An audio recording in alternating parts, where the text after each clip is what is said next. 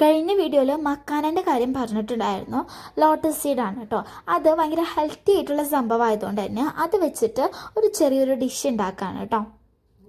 അതിന് വേണ്ടിയിട്ട് ഒരു പാൻ എടുത്തിട്ട് ഈ മക്കാന നല്ല രീതിക്ക് ഇങ്ങനെ റോസ്റ്റ് ചെയ്തെടുക്കാം. അജ്ഫാൻ എന്ന് പറഞ്ഞ കടയിൽ നിന്നാണ് കേട്ടോ ഞങ്ങൾ മേടിച്ചിട്ടുണ്ടായിരുന്നത്.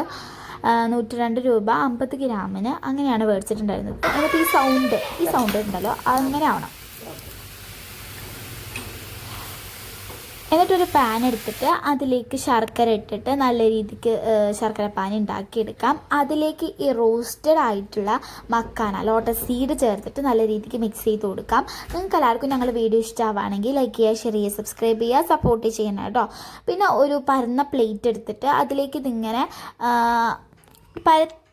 പരത്തുന്ന രീതിക്ക് അങ്ങോട്ട് വെച്ച് അങ്ങോട്ട് കൊടുക്കുക.